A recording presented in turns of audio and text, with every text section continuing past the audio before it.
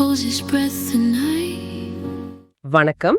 நீங்க எப்பவாச்சும் ராத்திரி தூங்க போகும்போது 10 வருஷத்துக்கு முன்னாடி நடந்த ஒரு விஷயத்த நினைச்சு ஐயோ அன்னைக்கு அப்படி பேசிருக்க கூடாதோன்னு வருத்தப்பட்டிருக்கீங்களா? இல்லனா இன்னும் 5 வருஷத்துல நம்ம வாழ்க்கை எப்படி இருக்குமோ, வேலை இருக்குமோ, பணம் இருக்குமோன்னு கவலைப்பட்டு தூக்கத்தை தொலைச்சிருக்கீங்களா? நிச்சயமா இது எல்லாருக்கும் நடக்கிற ஒண்ணுதான். ஆமா, நாம எல்லாருமே இதை அனுபவிச்சிருப்போம். இன்னைக்கு நம்ம பார்க்க போறது எக்கார்ட் டோலே எழுதின தி பவர் ஆஃப் நவ் புத்தகத்தோட சாராம்சம். நம்ம மன அமைதியே அடிக்கடி காணாம போகுது, அதை எப்படி திரும்ப கொண்டு வர்றதுன்னு ரொம்ப ஆழமா அலச போறோம். ஆமா, இதுல சுவாரஸ்யமான விஷயம் என்னன்னா, இது ஏதோ பெரிய தத்துவம் மாதிரி தெரிஞ்சாலும் இதோட அடிப்படை ரொம்ப சிம்பிள். அப்படியா? வாழ்க்கை எப்பவுமே இந்த நொடியில, அதாவது இப்போ மட்டும்தான் நடக்குது. நேத்து முடிஞ்சு போச்சு, நாளைக்கு இன்னும் வரல. ஆனா நம்ம மனசு இந்த ரெண்டும் இல்லாத இடத்துல தான் அதிகமா பயணம் பண்ணுது. இதனால வர்றதுதான் மன அழுத்தம், பதட்டம், கோபம் எல்லாமே. இந்த நொடியில முழுசா வாழ்றது எப்படின்னு புரிஞ்சுக்கிட்டாலே பாதி பிரச்சனை தீர்ந்த மாதிரி தான். அதுதான் இன்னைக்கு விரிவா பார்க்க போறோம். சரி, அப்போ முதல் விஷயத்துக்கே வருவோம். கடந்த காலமும் எதிர்காலமும் தான் மன அழுத்தத்தோட மூல காரணம்னு சொல்றீங்க. இதை இன்னும் கொஞ்சம் விளக்க முடியுமா? ஏன்னா கடந்த காலத்துல இருந்து பாடம் கத்துக்கிறோம், எதிர்காலத்துக்கு திட்டம் போடுறோம். இது எப்படி தவறாகும்? நல்ல கேள்வி. டோலே சொல்றது கடந்த காலத்துல இருந்து கத்துக்கிறதையோ எதிர்காலத்துக்கு திட்டம் போடுறதையும் தப்புன்னு சொல்லல. அப்புறம் பிரச்சனை என்னன்னா, நாம அதை ஒரு கருவியா பயன்படுத்தாம அதுக்குள்ளேயே வாழ ஆரம்பிச்சிடுறோம். உதாரணத்துக்கு ஒரு இன்டர்வியூல சரியா பேசலன்னு வச்சுக்கோங்க. சரி, அதுல இருந்து பாடம் கத்துக்கிட்டு அடுத்த இன்டர்வியூக்கு தயாராகிறது சரி. ஆனா பல மாசம் கழிச்சும் அன்னைக்கு நான் எவ்வளவு முட்டாள்தனமா பேசினான்னு திரும்ப திரும்ப நினைச்சு வருத்தப்படுறதுதான் உளவியல் ரீதியான நேரம். அதுதான் தேவையற்ற வழி. ஓ, புரியுது புரியுது. அதே மாதிரி நாளைக்கு பிரசன்டேஷன் நல்லா பண்ணுவேனா, பையனுக்கு நல்ல காலேஜ்ல சீட் கிடைக்குமான்னு இன்னும் நடக்காத விஷயத்த நினைச்சு இப்பவே கவலைப்படுறது. அதேதான். உங்க மனச ஒரு கதை சொல்ற கருவின்னு கற்பனை பண்ணிக்கோங்க. அதுக்கு சும்மா இருக்கவே தெரியாது. ஒண்ணு அப்படி நடந்திருக்க கூடாதுன்னு பழைய சோக கதையை சொல்லும், இல்லனா இப்படி நடந்துருமோன்னு ஒரு பயங்கரமான எதிர்கால கதையை உருவாக்கும். ஆமா, இந்த 2 கதைகளுக்கு நடுவுல உண்மையிலே நீங்க வாழ்ந்துட்டு இருக்கிற இந்த நிஜமான நொடி நசுங்கி போயிடுது. நாம செய்ய வேண்டியது அந்த கதைகளை நம்புறத நிறுத்திட்டு, ஓ என் மனசு இப்போ ஒரு கதை சொல்லுதுன்னு அதை ஒரு சாட்சியா நின்னு கவனிக்கிறது தான். அந்த எண்ணங்கள் ஒரு மேகம் மாதிரி வந்து போகுது, நாம தான் வானம்னு சொல்றாங்களே, அந்த மாதிரி எடுத்துக்கலாமா? அருமையான உதாரணம். அதுதான் சரியான பார்வை. நீங்க வானம், எண்ணங்கள் மேகங்கள். சரி, மேகம் வந்தா வானம் அழிஞ்சு போறதில்ல.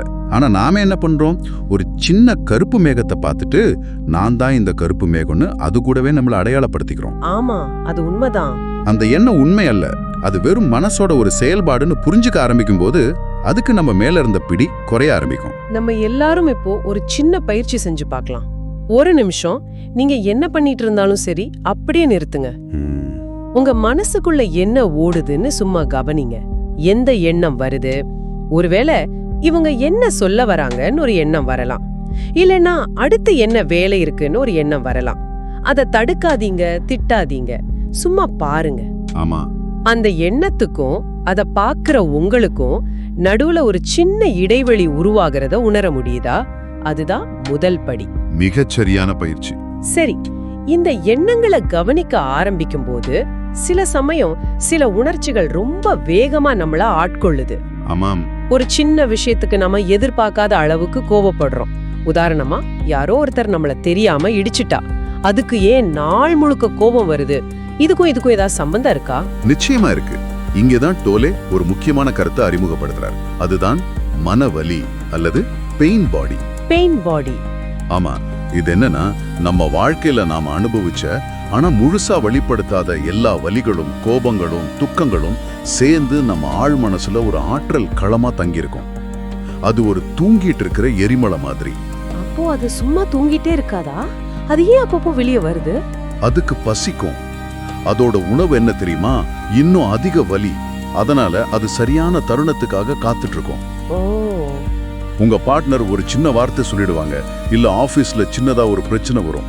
அந்த சின்ன தூண்டுதல் போதும் இந்த மனவலி எரிமலை மாதிரி வெடிச்சு வெளியே வரும். அப்போ அந்த சின்ன விஷயத்துக்கு சம்பந்தமே இல்லாத பல வருஷமா நீங்க சேர்த்து வச்ச மொத்த கோபமும் வலியும் வெளியே வரும். அதனாலதான் நாமளே சில சமயம் யோசிப்போம், ச்சே இந்த சின்ன விஷயத்துக்கு ஏன் நான் இப்படி கத்துனேன்னு. ஆமா ஆமா, யோசிச்சிருக்கேன். அது நீங்க கத்தல, உங்க மனவலி தனக்கு உணவு தேடிக்குச்சு. கேட்கவே பயங்கரமா இருக்கு. அப்போ நாம இதுக்கு அடிமையா இருக்க வேண்டியதுதானா? இத கட்டுப்படுத்தவே முடியாதா? கட்டுப்படுத்த முயற்சி பண்ணா அது இன்னும் வலுவாகிடும். அதோட சண்டை போட்டா அது ஜெயிச்சிடும். அப்போ என்னதான் வழி? டோலே சொல்ற வழி ரொம்ப வித்தியாசமானது. அது வர்றத உணரும் போது அதோட சண்டை போடாம, ஓ என்னோட மனவலி இப்ப ஒழிச்சுக்குச்சுன்னு உங்களுக்குள்ளே சொல்லிக்கோங்க. அத ஒரு தனிப்பட்ட விஷயமா பாருங்க. அதாவது நான் கோவமா இருக்கேன்னு சொல்லாம. ஆமா, நான் கோவமா இருக்கேன்னு சொல்றதுக்கும் எனக்குள்ள கோபங்கிற உணர்ச்சி உருவாகி இருக்கு, இது என் மனவலியோட வெளிப்பாடுன்னு கவனிக்கிறதுக்கும் பெரிய வித்தியாசம் இருக்கு. அதாவது அதை நம்மளோட அடையாளப்படுத்திக்காம தள்ளி நின்னு பார்க்கணும், அப்படிதானே? மிகச்சரி. நீங்க இதை கவனிக்க ஆரம்பிக்கிற அந்த நொடியில நீங்க அதுக்கு சக்தி கொடுக்கறத நிறுத்திடுறீங்க. உங்க விழிப்புணர்வுங்கிற வெளிச்சத்துல அந்த மனவலியோட இருட்டு கொஞ்சம் கொஞ்சமா கரைய ஆரம்பிக்கும். வெறுட்டாதீங்க, ஒதுக்காதீங்க. ஒரு குழந்தை அழும்போது அதை எப்படி ஏத்துப்போமோ அதே மாதிரி, சரி நீ வந்திருக்கியா, உன்னையும் நான் பாக்குறேன்னு அதை அங்கீகரிச்சா போதும். அது மெதுவா அமைதியாகிடும். இந்த மனவலியால நாம படுற கஷ்டம் ஒரு பக்கம்னா, இது கூடவே சேர்ந்து வேலை செய்யற இன்னொரு விஷயம் இருக்கு. நம்மள நாமையே ரொம்ப முக்கியமான ஆளா நினைச்சுக்க வைக்கிற ஒண்ணு. ஆமா, அதுதான் ஈகோவா. நம்ம பேச்சு வழக்குல ஈகோனா திமிர்னு சொல்றோம். ஆனா டோலே சொல்ற ஈகோ அதுதானா? திமிருங்கிறது அதோட ஒரு சின்ன வெளிப்பாடு தான். ஆனா டோலே சொல்ற ஈகோ இன்னும் ஆழமானது. ஈகோங்கிறது மனசால உருவாக்கப்பட்ட ஒரு நான்கிற பொய் அடையாளம். பொய் அடையாளமா? ஆமா, அது எப்பவும் தன்னை மத்தவங்களோட ஒப்பிட்டு பார்த்துக்கிட்டே இருக்கும். நான் அவனை விட பெரியவன், நான் அவளை விட அறிவாளி, என் கருத்து தான் சரி, எனக்கு ஏன் இந்த மரியாதை கிடைக்கல, இந்த மாதிரி எண்ணங்களோட தொகுப்பு தான் ஈகோ. ஓ, யாரையாவது எதிரியா பார்க்கணும், அப்போதான் அது உயிரோட இருக்க முடியும். இருங்க, நீங்க சொல்றது கொஞ்சம் குழப்பமா இருக்கு. நம்மளுக்கு லட்சியம் ஜெயிக்கணும்னு ஒரு வெறியெல்லாம் வருது ஈகோவால தானே? அது இல்லாம எப்படி முன்னேற முடியும்? எல்லாரும் சும்மா உட்கார்ந்திருக்க வேண்டியதானா? ரொம்ப முக்கியமான கேள்வி. ஈகோவோட உந்துதலுக்கும் நம்ம இயல்பான உத்வேகத்துக்கும் வித்தியாசம் இருக்கு. ஈகோ எப்பவும் ஒரு பதட்டத்தோட தான் இயங்கும். பதட்டத்தோடவா? ஆமா, அதுக்கு ஜெயிக்கிறது முக்கியம் இல்ல, மத்தவங்கள தோற்கடிக்கிறது தான் முக்கியம். அது ஒரு வெற்றி கிடைச்சா அடுத்த நிமிஷமே அடுத்த இலக்க தேடி ஓடும், கிடைச்சதை அனுபவிக்கவே விடாது. சரி. ஆனா நீங்க நிகழ்காலத்துல முழுசா கவனமா இருந்து ஒரு வேலையை செய்யும் போது அதுல இருந்து ஒரு ஆனந்தம், ஒரு உத்வேகம் பிறக்கும். அது ஈகோ இல்லாத செயல். ஒரு ஓவியர் தன்னை மறந்து ஓவியம் வரைகிற மாதிரி. அப்போ ஈகோவை எப்படி அமைதிப்படுத்துறது? மனவலிய கவனிக்கிற மாதிரி இதையும் கவனிக்கணுமா? அதேதான். ஈகோவோட எரிபொருள் என்ன தெரியுமா? கடந்த காலமும் எதிர்காலமும் தான். எப்படி? நான் யாரு தெரியுமா? நான் அந்த கம்பெனியோட மேனேஜரா இருந்தவன். இது கடந்த கால ஈகோ. நான் ஒரு நாள் இந்த ஊருக்கே பெரிய பணக்காரனாவேன். இது எதிர்கால ஈகோ. புரியுது. ஆனா நீங்க நிகழ்காலத்துல முழுசா இருக்கும்போது ஈகோவால செயல்பட முடியாது. ஏன் முடியாது?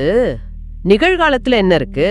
நிகழ்காலத்துல ஒப்பீடுகள் இல்ல, தீர்ப்புகள் இல்ல, வெறுமனே இருத்தல் மட்டும்தான் இருக்கு. நீங்க ஒரு அழகான பூவை பாக்குறீங்கன்னு வச்சுக்கோங்க. சரி. அந்த நொடியில அந்த பூவோட அழக முழுசா உணரும் போது நான்கிற எண்ணம் மறைஞ்சு போயிடும். நீங்களும் அந்த பூவும் ஒன்னா இருப்பீங்க. அந்த இடத்துல ஈகோவுக்கு வேலையே இல்ல. ஓஹோ. அதனால ஒரு விவாதத்துல நான் சொல்றதுதான் கரெக்ட்னு நிரூபிக்கணும்னு ஒரு உந்துதல் வரும்போது ஒரு நிமிஷம் கவனிங்க. ஓ, இது என் ஈகோ பேசுதுன்னு புரிஞ்சுக்கிட்டாலே போதும், அதோட பிடி தளர ஆரம்பிச்சிடும். சரி, நாம இப்போ மனவலி, ஈகோ, கடந்த காலம், எதிர்காலம்னு நிறைய பிரச்சனைகளை பத்தி பேசிட்டோம். இது எல்லாத்துக்கும் தீர்வு ஒண்ணுதான் சொல்றீங்க. அது விழிப்புணர்வு அல்லது பிரசன்னம். ஆமா, அதாவது நிகழ்காலத்தில் இருப்பது. இதை எப்படி பிராக்டிஸ் பண்றது? இதுக்காக தனியா உட்கார்ந்து தியானம் பண்ணணுமா? தியானம் பண்றது ஒரு நல்ல வழிதான். ஆனா அது மட்டும்தான் வழின்னு இல்ல. அதுதான் இதுல இருக்கிற அழகு. உங்க அன்றாட வாழ்க்கையை ஒரு தியானமா மாத்தலாம். எப்படி? காலையில நீங்க டீ குடிக்கிறீங்கன்னு வச்சுப்போம். வழக்கமா என்ன பண்ணுவோம்? டீயை குடிச்சுக்கிட்டே செல்போனை பார்ப்போம், இல்லனா இன்னைக்கு என்னென்ன வேலை இருக்குன்னு யோசிப்போம். டீயோட சுவையை கூட முழுசா உணர மாட்டோம். ஆமா, உண்மைதான். அதுக்கு பதிலா இன்னைக்கு ஒரு நாள் அந்த 5 நிமிஷம் உங்க முழு கவனத்தையும் அந்த டீ மேல வைங்க. அந்த கப்போட சூட்டை உங்க கையில உணருங்க. அதோட வாசனையை நுகர்ந்து பாருங்க. ஒவ்வொரு சிப்பு குடிக்கும் போதும் அதோட சுவையை முழுசா உணருங்க. அந்த 5 நிமிஷம் வேற எந்த சிந்தனையும் இல்லாம டீ குடிக்கிற செயலை மட்டும் செஞ்சு பாருங்க. இதுதான் பிரசன்னம். பாத்திரம் கழுவும் போது, நடக்கும் போது, இந்த மாதிரி சின்ன சின்ன விஷயங்கள்ல கூடவா? நிச்சயமா. பாத்திரம் கழுவும் போது தண்ணியோட வெப்பத்தை உணர்றது, நடக்கும்போது பாதம் தரையில படுறத உணர்றதுன்னு ஒவ்வொரு சின்ன செயலையும் முழுமையான விழிப்புணர்வோட செய்ய முடியும். அப்போ இது மனசோட ஓட்டத்தை நிறுத்துறது இல்ல, அந்த ஓட்டத்தை கரையில நின்னு வேடிக்கை பாக்குற மாதிரி. மிகச்சரியா சொன்னீங்க. நீங்க அந்த ஆத்துல அடிச்சிட்டு போல, நீங்க யாருன்னு நீங்க உணர்றீங்க, அந்த ஆத்தோட ஓட்டத்தையும் பாக்குறீங்க. இந்த சின்ன மாற்றம் உங்க வாழ்க்கையில ஒரு பெரிய நிம்மதியை கொண்டு வரும். சரி, எல்லாரும் ஒரு தடவை முயற்சி பண்ணலாமா? கண்டிப்பா. இப்போ உங்க கவனத்தை உங்க மூச்சு காத்து மேல கொண்டு வாங்க. மெதுவா ஒரு ஆழமான மூச்சை உள்ள இழுங்க, அதை விட மெதுவா வெளிய விடுங்க. உங்க உடம்புக்குள்ள காத்து போறதையும் வர்றதையும் மட்டும் கவனிங்க. வெளியில கேக்குற சத்தங்களை அப்படியே கேளுங்க, ஆனா அதுக்கு நல்ல சத்தம் கெட்ட சத்தம்னு பேர் கொடுக்காதீங்க. இந்த ஒரு நொடி இங்க இப்படி இருக்கிறது எப்படி இருக்குன்னு மட்டும் உணருங்க. இதுதான் அமைதிக்கான வழி. ரொம்ப அருமையா இருக்கு.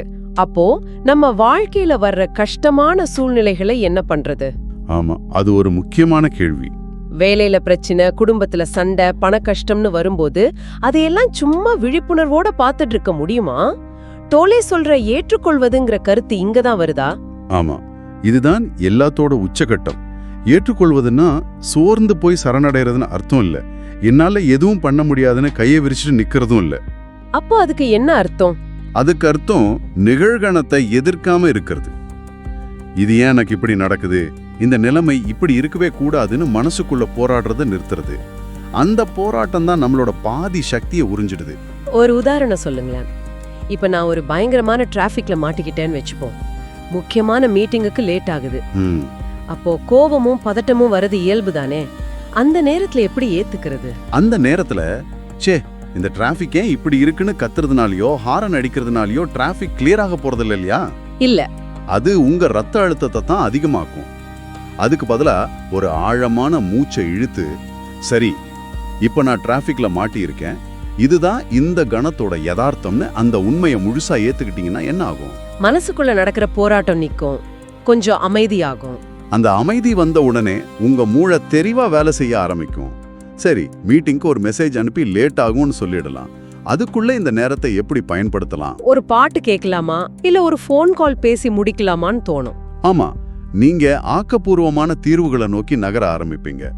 எதிர்ப்ப கைவிடும் போதுதான் செயல்பாடு தொடங்குது.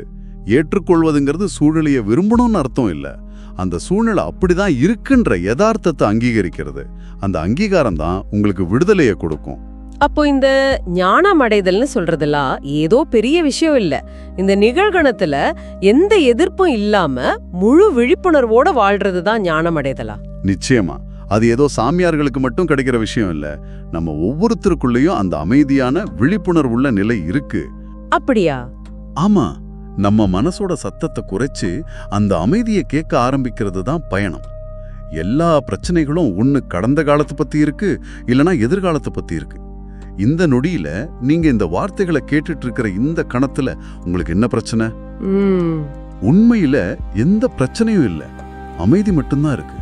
அதுதான் நம்மளோட உண்மையான இயல்பு. இந்த உரையாடல்ல இருந்து நீங்க எடுத்துட்டு போக வேண்டிய சில முக்கியமான விஷயங்கள் இருக்கு. வாழ்க்கை எப்பவுமே இப்போ மட்டும்தான் நடக்குது. நேத்து ஒரு நினைவு, நாளை ஒரு கற்பனை. ஆமா, உங்க மனசு சொல்ற எல்லா கதைகளையும் நம்பாதீங்க. அத ஒரு சாட்சியா நின்னு பாருங்க. உங்க பழைய வலிகள், அதாவது மன வலி வெளியே வரும்போது அதோட சண்டை போடாம அத அன்பா அங்கீகரிங்க. சரி, நிகழ்காலத்துல முழுசா வாழ்றது மூலமா தேவையற்ற ஈகோ போராட்டங்களை நிறுத்த முடியும். கடைசியா அமைதிங்கிறது நம்ம தேடி அடையிற ஒரு விஷயம் இல்ல, நிகழ்கணத்தை முழுசா ஏத்துக்கும் போது அது நமக்குள்ளேயே மலர்ற ஒரு விஷயம். இறுதியா உங்களுக்காக ஒரு சின்ன சிந்தனை. இன்னைக்கு நீங்க செய்யற ஏதாவது ஒரு சாதாரண வேலையை, அது பல் தேய்க்கிறதா இருக்கலாம், இல்ல ஒரு கப் காஃபி குடிக்கிறதா இருக்கலாம், உங்க முழு கவனத்தோட முழு விழிப்புணர்வோட செய்ய முயற்சி பண்ணி பாருங்களேன். அந்த வேலையை செய்யும் போது வேற எதை பத்தியும் யோசிக்காம அந்த நொடியில முழுசா மூழ்கி அதுல இருக்கிற ஒவ்வொரு சின்ன விஷயத்தையும் கவனிச்சா எப்படி இருக்கும்? அந்த அனுபவத்துல உங்களுக்கு புதுசா என்ன தெரிய வருது நீங்களே கண்டுபிடிச்சா என்ன?